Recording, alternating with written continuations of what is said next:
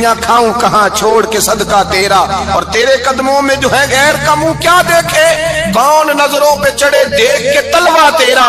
کہنے لگے حضور میں نے نہیں جانا، میں یہیں رہوں گا۔ چچا اور باپ نے دیکھا تو کہنے لگے بیٹا تو غلامی چھوڑ کے نہیں جائے گا، تو ملازمت چھوڑ کے بادشاہی میں نہیں جائے گا؟ تو آپ کے والد کو آپ فرمانے لگے ابا جی ذرا 2 گھڑیاں یہاں رہ کے تو دیکھیں، یہاں 2 گھڑیاں رہ کے تو دیکھیں۔ فرمایا یہاں ملازموں کا وہ اعزاز ہے جو شہزادوں کا ہوا کرتا ہے، یہاں خادموں کی وہ عزت ہے، اور پتہ پھر ان کو مقام کیا ملا؟ یہ واحد شعبیاں جن کا نام اللہ نے قرآن پاک میں بیان فرمایا ہے، نام اللہ نے قرآن مجید میں بیان فرمایا۔ حضور کا اپنے غلاموں کے ساتھ جو تعلق تھا، اپنے ملازموں کے ساتھ جو رشتہ تھا، بڑا آدمی آتا ہے نا، بڑا آدمی تو لوگوں کی سانس سوکھ جاتے ہیں، اٹھ کے ملتے ہیں، بڑا کچھ کرتے ہیں۔ مزدور آتا ہے تو لوگ اوے کہہ کے پکارتے ہیں، ان کو خبر ہی نہیں کہ اس شخص کا اعزاز کتنا ہے۔ حضرت انس بن مالک رضی اللہ تعالیٰ عنہ فرماتے ہیں میں چھوٹا سا تھا، میری اماں مجھے حضور کے گھر چھوڑ گئی، میں نے 10 سال نوکری کی نبی پاک کی۔ کتنے سال؟ بولیے 12ویں دن لوگ کہتے ہیں بس بھائی ختم ہو گیا، اب فرینکنس ہو گئی ہے، اب جو مرضی تیرے ساتھ کریں گے۔ 10 سال نوکری کی میں نے، لیکن جناب انس فرماتے ہیں نبی پاک نے کبھی مجھے اف تک بھی نہیں کہا تھا، اف تک بھی نہیں کہا تھا، اف تک بھی۔ حضور نے بھیجا جاؤ فلاں آدمی کو بلا کر کے لاؤ۔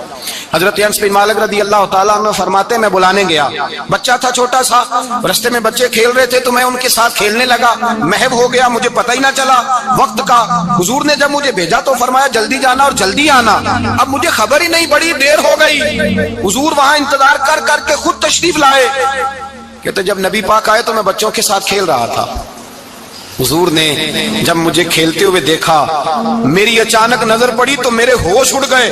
حضور نے تو کہا تھا جلدی آنا، اور میں یہاں کھیلنے لگا، یہاں اتنا الجھا کہ مجھے خیال نہیں رہا کس کام آیا ہوں۔ حضرت انس فرماتے ہیں میں ڈرنے لگا، جیسے جیسے حضور قریب آتے میری ٹانگیں کانپتی۔ فرماتے ہیں جب نبی پاک قریب آئے تو قربان جاؤں معصوم آمنہ کے، فرماتے ہیں حضور نے میری گردن پہ تھپکی دی، اور حضور نے ہنس کے فرمایا او بھائی لگتا ہے تو کھیل میں گم ہوا ہے تو تجھے یاد ہی نہیں رہا میں نے کس کام بھیجا تھا، تجھے یاد ہی نہیں رہا۔ کہ یا رسول اللہ صلی اللہ علیہ وسلم میں بھول گیا تھا، میں ابھی جاتا ہوں۔ کیا انداز ہے، کیا شفقت ہے، کیا رنگ ہے۔ حضور میں ابھی گیا اور ابھی آیا۔ نبی پاک نے فرمایا نہیں یار تو کھیل میں خود ہی چلا جاتا ہے، تو کھیل یہاں میں خود جاتا۔ یہ اعزاز، یہ فضیلت، یہ درجہ کس نے ذروں کو اٹھایا اور صحرا کر دیا، یہ کس نے قطروں کو ملایا اور دریا کر دیا، یہ کس کی حکمت نے یتیموں کو کیا در یتیم اور غلاموں کو دنیا بھر کا مولا کر دیا، یہ کس نے اتنا۔ میرے بھائی مزدور کو حضور نے اعزاز دیا، نبی پاک اپنے ہاتھ سے کام کرنے والے کے ساتھ اس نے سلوک کرتے، محبت کرتے، پیار کرتے۔ ایک بوڑھی اماں تھی جو مسجد میں جھاڑو دینے کی مزدوری کرتی تھی۔ کیا کام کرتی تھی؟ دعا کریں اللہ ہم سب کو مسجد کی صفائی کی توفیق عطا فرمائے۔ بوڑھی اماں تھی، مسجد کی صفائی کرتی تھی، نوکری کرتی تھی، بیمار ہو گئی، بخاری شریف میں موجود ہے۔ اللہ کے محبوب صلی اللہ علیہ وسلم روز تیمارداری کرنے جاتے، ایک وقت ایسا آیا کہ دن میں 2 مرتبہ حضور تیمارداری کرنے جاتے ہیں۔ ایک شام نبی پاک نے فرمایا اس کا انتقال ہو جائے تو مجھے اطلاع کرنا۔ صحابہ کہتے ہیں رات کے وقت ان کا انتقال ہوا، ٹھنڈ کا موسم تھا، ہم نے حضور کو تکلیف دینا مناسب نہ سمجھا، ہم نے دفن کر دیا۔ سویرے اللہ کے حبیب نے پوچھا تم نے مجھے اطلاع کیوں نہیں دی؟ حضور سردی بڑی تھی۔ کون جاتا ہے مزدوروں کے جنازوں میں؟ کون جاتا ہے مزدوروں کے جنازے میں؟ یہاں تو اب جنازے بھی سیاسی ہو گئے ہیں، اب تو کوئی بہت بڑا امیر آدمی فوت ہو جائے تو وہاں رش ہوتا ہے، وہاں رش ہوتا ہے، غریبوں کا تو جنازہ بھی کوئی نہیں پڑتا۔ حضرت جناب سیدنا ابو ہریرہ رضی اللہ تعالیٰ عنہ فرماتے ہیں حضور نے فرمایا مجھے اطلاع کیوں نہیں دی؟ تمہیں اس کے اعزاز کا نہیں پتا؟ وہ مزدور تھی، مسجد میں جھاڑو دیتی تھی، تم نے خبر ہی نہیں دی؟ حضور وصال ہو گیا، فرمایا چلو مجھے بتاؤ قبر کہاں ہے؟ حضور سارا کچھ جانتے ہیں لیکن یہ ساری تمہید اس لیے بیان کی کہ ایک مزدور کی شان واضح ہو جائے۔ فرمایا بتاؤ قبر کہاں ہے؟ صحابہ کہتے ہیں ہم قبر پہ لے گئے تو میرے نبی نے فرمایا صفے بلاؤ میں دوبارہ جنازہ پڑھاؤں گا۔ میں دوبارہ جنازہ نہیں ہو سکتا، اس وقت ہو سکتا ہے جب وارث نے نہ پڑھا ہو، پھر دوسرا جنازہ جائز ہے۔ وارث نہ پڑھے تو اس سے پہلے 20 جنازے بھی ہو جائیں تو جب وارث پڑھ لے پھر دوسرا جنازہ نہیں ہو سکتا۔ حضور نے دوسرا جنازہ اس لیے پڑھا ہے کہ حضور اپنی ساری امت کے وارث ہیں، نبی پاک ساری امت کے وارث ہیں۔ فرمایا بناؤ صفے میں جنازہ پڑھاتا ہوں۔ مزدور کو اعزاز دیا، پیار کیا۔ حضرت عبد الرحمن ابن عوف رضی اللہ تعالیٰ عنہ فرماتے ہیں ایک دن میرا دل کیا تھا کہ میں غریب ہو جاؤں۔ کیا ہو جاؤں؟ آپ اپنے لیے دعا نہ کریں لیکن حضرت عبد الرحمن ابن عوف کے الفاظ تو دہرائیں۔ وہ کیا کہہ رہے ہیں کہ میرا دل کرتا تھا میں اللہ. ایک دن میرا بڑے امیر آدمی تھے نا صحابہ میں سب سے زیادہ امیر, فرمانے لگے ایک دن میرا دل کیا میں غریب ہو جاؤں, غربت پسند کر لوں. اصل میں غریب کو اپنی شان کا نہیں نا پتا, اسے جس دن پتہ چل گیا کہ میں غریب کی عظمت کتنی ہے, غریب ہر وقت اپنے آپ کو کوستا ہی رہتا ہے. اور میں اکثر کہتا ہوں کہ یہ بڑے کا قصور نہیں کہ اس نے تجھے چھوٹا جانا ہے, یہ تیرا قصور ہے. تو احساس کمتری میں کیوں مبتلا ہوا؟ تو نے اپنے آپ کو چھوٹا کیوں جانا؟ تو نے اپنے آپ کو کمزور کیوں سمجھا؟ تو نے کیوں سمجھا کہ میں مزدور ہوں تو میری عزت ہی کوئی نہیں, میرا مقام کوئی نہیں؟ کیوں تو نے ایسا سمجھا اپنے لیے؟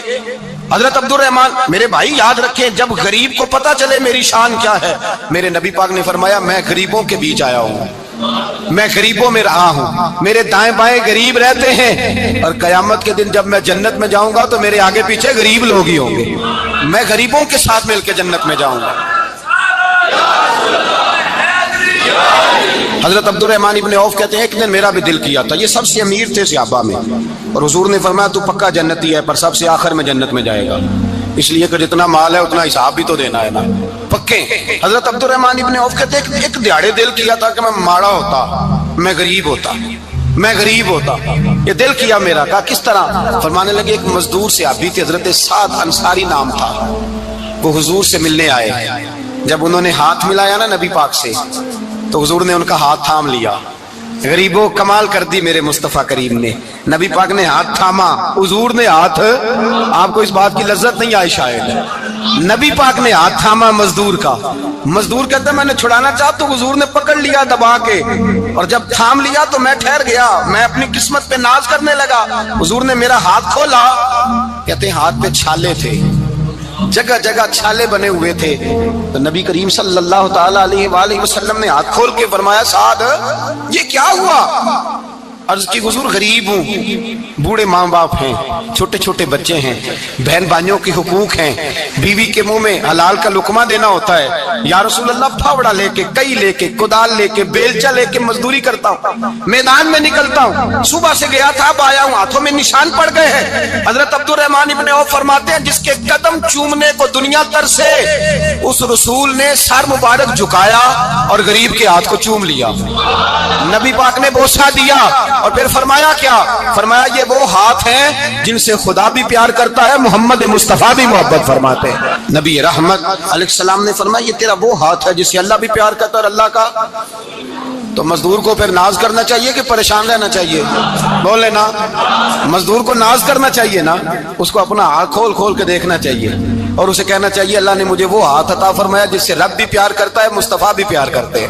اسے تو اعزاز سمجھنا چاہیے, فضیلت جاننی چاہیے, اسے تو ناز کرنا چاہیے اللہ تبارک و تعالیٰ نے مجھے یہ اعزاز دیا ہے. کسان جو کھیتوں میں مزدوری کر رہا ہے, وہ مزدور جو کسی فیکٹری میں گیا ہے رزق حلال کی تلاش میں نکلا ہے, اسے تو میرے بھائی ناز کرنا چاہیے, اسے تو خوش ہونا چاہیے کہ اللہ نے مجھے یہ فضیلت دی. ترستے ہوئے غریب, جان بوجھ کے اپنے آپ کو پریشان رکھتے ہوئے لوگ اگر جان جائیں کہ فضیلت کیا ہے, عظمت کیا ہے, اور پھر غلام کے ساتھ سلوک کیا کرنا ہے. ایک یہودی کا بیٹا نبی پاک کی خدمت کرتا تھا اکثر, یہودی کا بچہ, وہ بیمار ہو گیا, روز آتا تھا, چھوٹے موٹے کام کرتا تھا, بیمار ہو گیا. حضور نے فرمایا چلو تیمارداری کرنے چلتے ہیں. کس کی؟ غلام کی, نوکر کی. یہاں صاحب کہتے ہیں 5,000 روپیہ لے جاؤ, وہ بڑے احسان کے ساتھ 5,000 روپیہ لے جاؤ اور دے آنا, اور اسے کہنا سردی پوچھ رہے تھے تیرا کیا حال ہے, تو بات ختم ہو گئی. حضور بنفس نفیس گئے اور غریب کا گھر تھا. وہ یہودی باہر نکلا جس کا بیٹا بیمار تھا, تو کہتا جب دروازے پہ میں نے مسلمانوں کے نبی کو کھڑے دیکھا تو میرے پیروں تلے زمین ہی نکل گئی. میں نے کہا حضور مجھ غریب کی کٹیا میں کیسے آئے؟ اور میں تجھے پتا ہے نا تیرا بچہ میری نوکری کرتا تھا, یا کبھی بیمار ہو گیا, میں تیمارداری کرنے آیا. وہ یہودی کہتا مجھے خیال یقین ہی نہ آئے کہ میرے گھر میں حضور تو امیر حرم, میں غریب بے نوا, تو کجا من کجا, میرے گھر میں حضور آئے. کہتے کہاں ہے ہمارا پیارا؟ حضور وہ لیٹا ہوا ہے. صحابہ کہتے ہیں نبی پاک سرانے گئے تو اس کا آخری وقت تھا, تھوڑا سا ٹائم تھا. میرے مصطفیٰ نے فرمایا تو میری نوکری کرتا تھا, آج میں تیری تیمارداری کرنے آیا ہوں. غلاموں سنو, جو رسول اللہ کی نوکری کرے آخری وقت آئے تو اللہ کے رسول پہنچ جایا کرتے ہیں, حضور پہنچ جایا کرتے ہیں. نجم کی ہے خدا آرزو ہے یہی, عاشق زار کی آبرو ہے یہی, موت کے وقت سر ان کے قدموں میں ہو, دید ہوتی رہے دم نکلتا رہے. حضور پہنچ جاتے ہیں. نبی پاک تشریف لائے, بیٹھے سرانے. हुजूर ने जब अपना बर्फ से ठंडा और कस्तूरी से ज्यादा खुशबू वाला हाथ उसके बालों में फेरा, आंखें खोली, हुजूर ने फरमाया चल कलमा पढ़ जा, चल मेरा कलमा पढ़ जा। सारी दुनिया दरे रसूल पे आके कलमा पढ़े और हुजूर उसे कलमा पढ़ाने घर तशरीफ ले गए। ये एक मजदूर को, एक मेहनत करने वाले को एजाज दिया, घर गए कलमा पढ़ ले। उसने अपने वालिद की तरफ देखा और वालदा की तरफ देखा, माँ बाप यहूदी हैं, रोने लगे, कहने लगे बेटा ये हमसे ज्यादा बरकत तेरे हक में खैर खा है, जैसे कहते कर ले। उसने कलमा पढ़ा और हुजूर की गोद में लोट पोट होने लगा। कलमा पढ़ा, रूह परवाज कर गई। शारहीन कहते हैं जब नबी पाक वहां से निकले तो हुजूर ने फरमाया उठाओ इसकी मैयत को। माँ बाप कहने लगे कहाँ ले जाना है? फरमाया हम अपने तरीके के मुताबिक गुस्ल कफन करेंगे, इसलिए कि जो कलमा पढ़ जाए फिर वो मेरा हो जाया करता है, मेरा हो जाया करता है। भाई याद रखें, मजदूर को हजरत रबिया बिन काब फरमाते मैं हुजूर को वुजू कराता था, रात का वुजू मेरी जिम्मेदारी थी, सिर्फ एक वुजू रात का। हमारे यहाँ तो 25 साल मजदूर मजदूरी करके चला जाता है, पर वो मजदूर ही रहता है, वो मजदूर है, उसका कोई एजाज नहीं, कोई उसके लिए वो कहते हैं अब बाबा जी आपको खांसी ज्यादा आती है, अपने बेटे को लगा दें, किसी और की ड्यूटी लगा दें, अब आप काम नहीं कर सकते। 25 साल नौकरी की, मिला क्या? हजरत रबिया कहते हैं मैं वुजू कराता था रात का, मेरे नबी पाक ने फरमाया शादी क्यों नहीं करता? तो मैंने कहा या रसूल अल्लाह, ना मेरे पास हुसन है, ना पैसे हैं, ना कोई कारोबार है, मुझे कौन रिश्ता देगा? मेरा रूप भी नहीं तो मेरा रंग भी नहीं, मैंने यार मनाउन दा ढंग भी नहीं, कौन मुझे रिश्ता देगा? कहते हैं हुजूर खामोश हो गए। दूसरा दिन आया तो मैं वुजू कराने पहुंचा तो नबी पाक ने फरमाया शादी क्यों नहीं करता? कहते हैं मैंने कहा हुजूर कौन रिश्ता देगा? वही 3 बातें दोहराई, ना पैसे हैं, ना हुसन है, ना कोई कारोबार है, ना मकान है। फरमाया हुजूर ने तीसरे दिन फिर कहा। जब दूसरा दिन हुआ ना तो हुजूर ने कहा, हुजूर खामोश हुए मेरे जवाब पर। मैंने कहा यार कितना बेवकूफ हूँ, हुजूर रोज पूछते हैं और मैं जवाब ही नहीं देता। कहते हैं तीसरे दिन मैंने इरादा किया आज नबी पाक पूछेंगे तो मैं कहूंगा हुजूर जैसे दिल करता वैसे ही करा दें। कहते हैं तीसरे दिन में गया, सारा वुजू करा लिया, पर नबी पाक ने पूछा ही नहीं। मैं इरादा करके गया था कि आज पूछेंगे तो बता दूंगा, हुजूर ने पूछा ही नहीं। फरमाते हैं वुजू मुकम्मल हो गया, मैं दरवाजे तक चला गया तो मुस्तफा ने आवाज दी, फरमाया वापस पलटना। मैं पलटा तो हुजूर ने फरमाया तू शादी क्यों नहीं करता? कहते हैं मैं खोल के मुस्कुराया, मैंने कहा महबूब तेरे करम पे कुर्बान जाऊं, क्या अंदाज़े मोहब्बत है, हुजूर मेहरबानी करें करा दें। फरमाया फुला सरदार के पास जा, एक वुजू कराते हैं और एजाज हुजूर ने कितना दिया, जा सरदार के पास और उसे जाके कह के अल्लाह के रसूल फरमाते अपनी बेटी का निकाह तेरे साथ कर दे। फरमाते मैं गया, माँ बाप को बड़ी फिक्र होती है बेटियों की। वो कहने लगा मैं शाम को खुद नबी पाक की बारगाह में आऊंगा। कहते मैं बाहर निकलने लगा तो वो बच्ची पर्दे की ओट से बोली, कहने लगी गुलाम ठहर जा, अब्बा जी आपको मेरी फिक्र है, अम्मा जी मेरी फिक्र है, मेरी फिक्र ना करें और ये ना देखें आया कौन है, ये देखें भेजा किसने है। आप मुझे हवाले करें नबी पाक के, हुजूर के हवाले करें, अल्लाह रसूल मुझे कभी जाया नहीं करेंगे। हजरत रबिया कहते हैं हुजूर ने मेरी शादी का बंदोबस्त किया। हजरत बुरैदा अस्लमी से कहा कि तू इसके लिए खजूर की गुठली के बराबर सोना ला। हजरत हारसा बिन नौमान से कहा तू इसके लिए एक कमरे का हुजरे का बंदोबस्त कर। हजरत उस्मान गनी से कहा तूने वलीमा कराना इसका। फरमाया मैं तो थोड़ी नौकरी करता था, मुस्तफा ने सारी जिंदगी का ही बंदोबस्त फरमा दिया। ये मजदूर के साथ हुजूर का अंदाज है।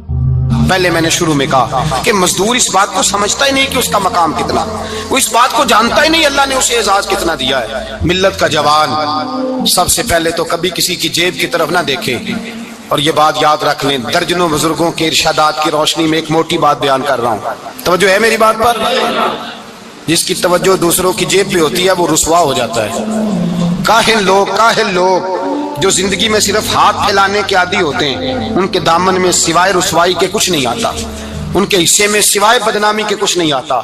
और जो अपनी बाजू की कुव्वत के जोर पर, इकबाल कहते हैं अपनी दुनिया आप पैदा कर अगर जिंदों में है, सिर्रे आदम है ज़मीरे कुन फिका है जिंदगी, अपने लिए खुद जीना सीखे, मिल्लत के लिए कुछ करना सीखे।